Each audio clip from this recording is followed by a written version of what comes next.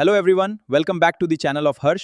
तो आज के वीडियो में हम जानेंगे कि फॉरएवर में अधिकतर लोग ज्वाइनिंग के समय के बाद फॉरएवर को क्यों छोड़ देते हैं और कुछ लोग रेगुलर ग्रो करते हुए आगे बढ़ते जाते हैं। तो शुरू करते हैं, चलते हैं नेक्स्ट स्लाइड में। देखिए, नेटवर्क मार्केटिंग में लंबे समय तक टिकना और कमाना ये कोई रातों रात होने वाला जादू नहीं है।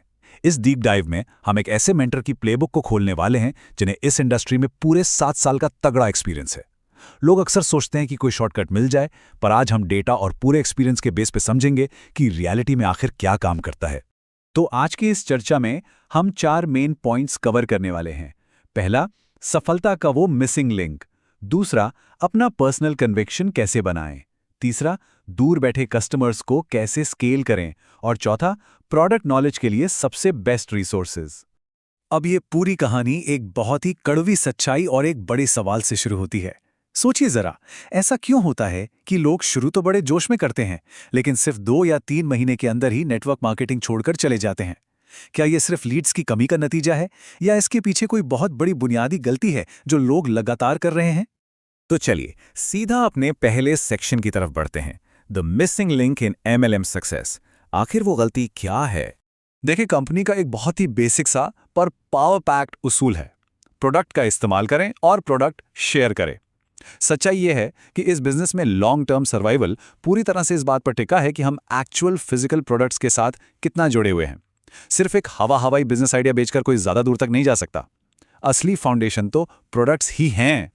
एक बड़ा ही दिलचस्प किस्सा इस बात को बिल्कुल क्लियर कर देता है। एक एक्सपीरियंस्ड मेंटर ने एलोवेरा जेल और परफ्यूम के बाय 2 गेट 1 फ्री जैसे कमाल के ऑफर्स का पूरा फायदा उठाया, क्योंकि उनके पास अपना एक कस्टमर बेस था और वो खुद भी प्रोडक्ट्स यूज करते थे।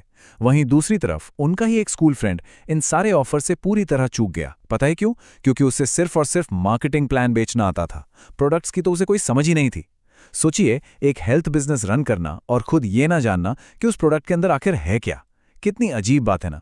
अब यहां से हम आते हैं अपने दूसरे हिस्से पर, बिल्डिंग पर्सनल कन्विक्शन। आखिर ये मजबूत विश्वास बनता कैसे है? नए मेंबर्स के लिए शुरुआती कदम बिल्कुल स्पष्ट होने चाहिए। उन्हें कुछ स्पेसिफिक प्रोडक्ट डिटेल्स में मास्टर होना ही पड़ेगा, जैसे कि प्रोडक्ट की MRP क्या है, उसके मेन इंग्रेडिएंट्स जैसे एलोवेरा जेल क्या काम करते हैं, उसका फ्लोराइड फ्री स्टेटस, और सबसे जरूरी, उसे यूज करने का सही तरीका क्या है।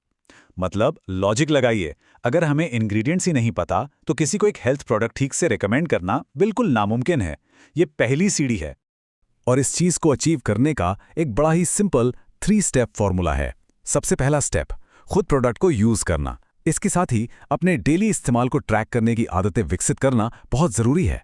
जब हम रेगुलर यूज और ट्रैक करते हैं तो एक बड़ा ही गहरा पर्सनल कन्विक्शन पैदा होता है, एक सच्चा विश्वास। और यही दूसरा स्टेप है जो ऑटोमेटिकली हमें तीसरे स्टेप तक ले जाता है, जहां एक ऑथेंटिक ब्रांड स्टोरी बनती है और हम पूरे कॉन्फिडेंस के साथ दूसरों को प्रोडक्ट्स शेयर कर पाते हैं।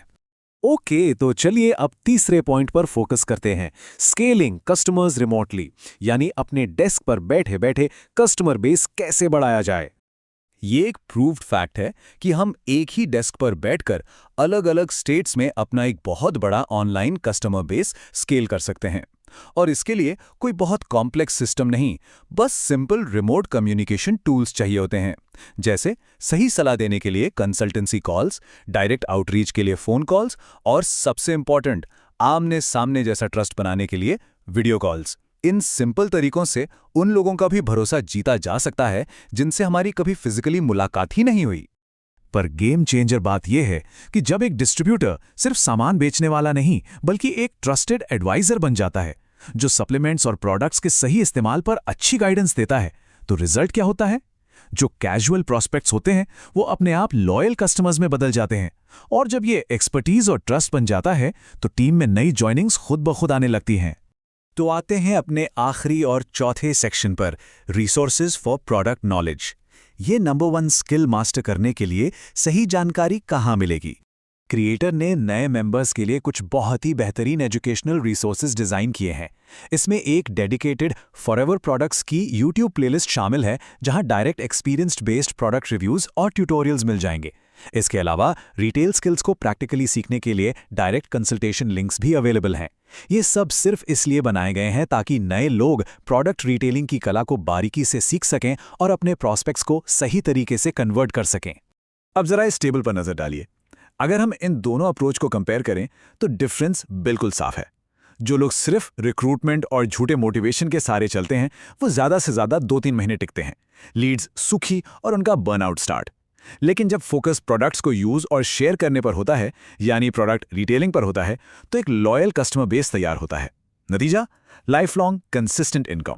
इस पूरी चर्चा को समेटते हुए मेंटोर की ये बहुत ही पावरफुल लाइन हमेशा याद रखने वाली है। प्रोडक्ट रिटेलिंग सीखना एक लाइफ लॉन्ग स्किल है जो किसी भी टेम्पररी फॉल्स मोटिवेशन से कहीं ज्यादा लंबे समय तक टिकती है, और ये हमारी प्रोफेशनल और पर्सनल दोनों लाइफ में बहुत बड़ा फायदा पहुंचाती है। इस स्किल को मास्टर करने की असली वैल्यू यही है। तो इस पूरे विश्लेषण के बाद एक आखिरी सवाल है जो सोचने पर मजबूर करता है। क्या नेटवर्क मार्केटिंग में लॉन्ग टर्म सक्सेस की नींव सिर्फ कुछ दिन के टेम्पररी मोटिवेशन पे रखी जानी चाहिए, या फिर प्रोडक्ट रिटेलिंग की उस लाइफ लॉन्ग स्किल पे जो हमेशा साथ निभाएगी? असली और लगातार कामयाबी का रास्ता इस एक चुनाव में ही छिपा है।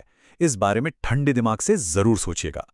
अगर आपको इन्फॉर्मेशन अच्छी लगी हो तो वीडियो को लाइक करें, शेयर करें और अपडेट और इन्फॉर्मेशन के लिए चैनल को सब्सक्राइब करें।